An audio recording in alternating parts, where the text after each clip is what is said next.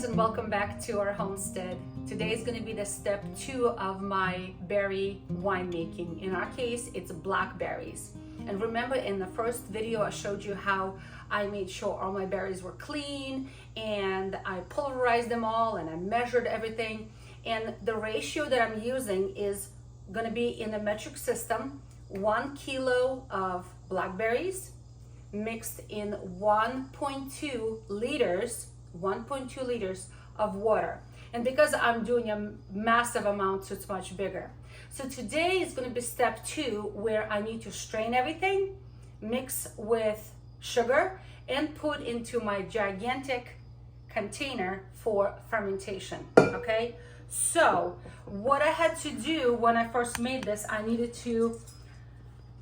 I'm not going to do it right now, but every day I needed to stir it up, because what was happening is that the berries would come up all to the surface, all the skins and seeds, they would all come up to the surface and create this hat-like, and they needed to be turned.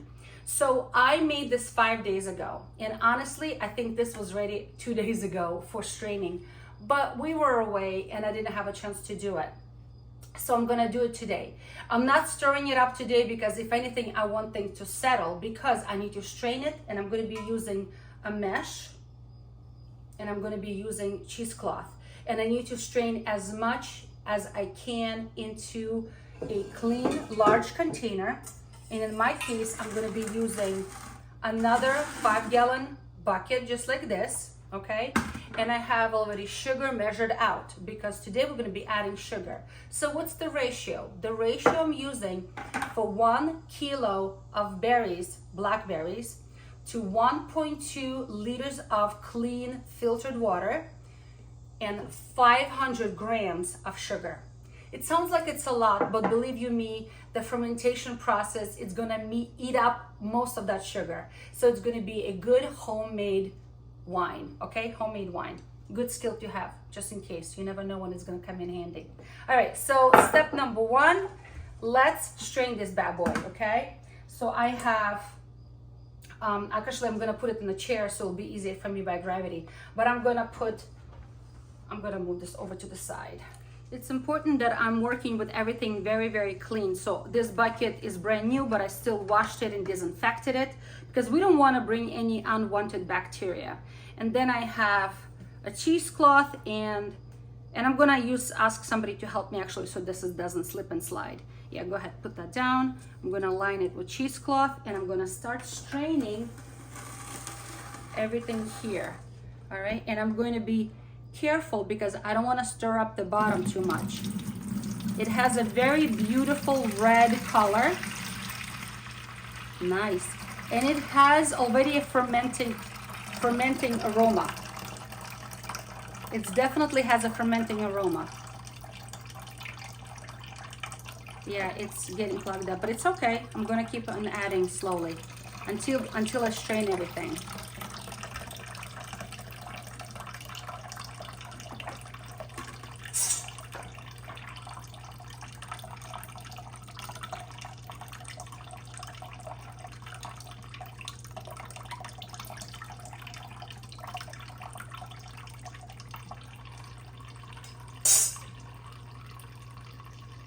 It's also important that the hands are very clean, the equipment is very clean, because it's very common that a yeast can be added to this production, and you don't want that.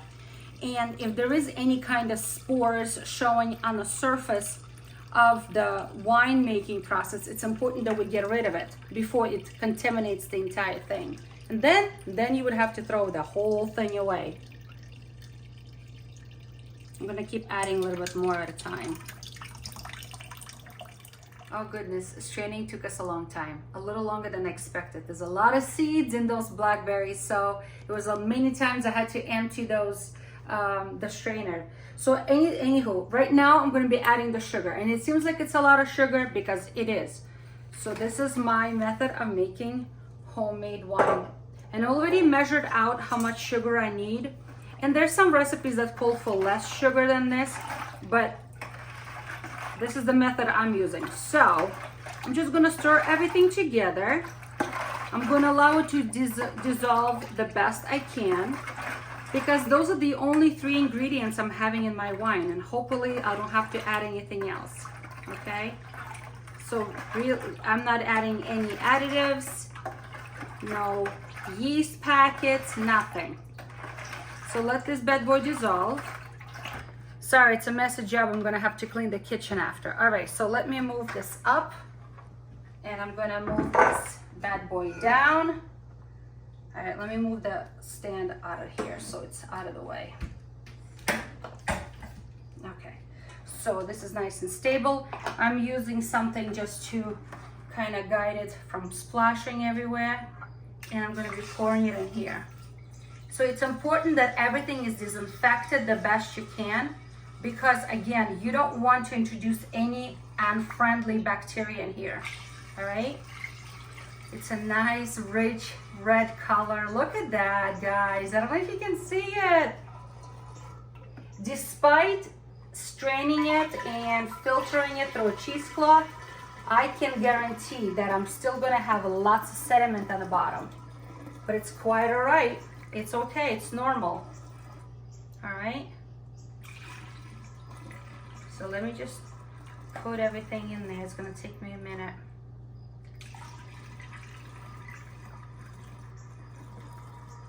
It smells so good in here right now.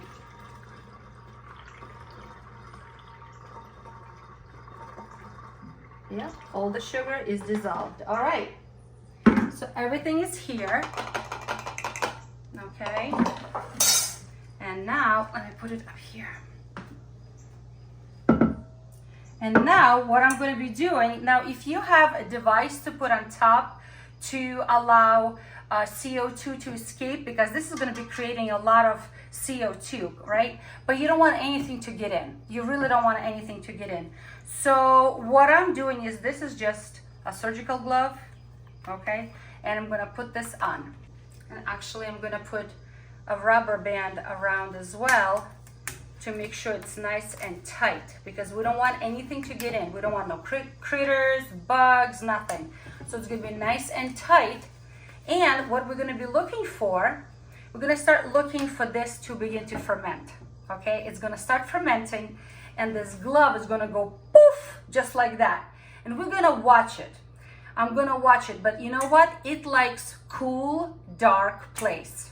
So you need to find a cool, dark place. For me, it's going to be in my basement. Right now it's summer, it's cool in the basement. I'm going to put it there. It's dark in there, and it's going to do its thing. And you know what? It's unpredictable how long it's going to be. When I made this with grapes, it took, I want to say, good 3 weeks for it to puff up, stay up like that, and then it finally fell down. Okay, meaning that the first wave of fermentation was coming to an end. And at that point, I'll show you what I'm gonna do. So that's gonna be the video number 3.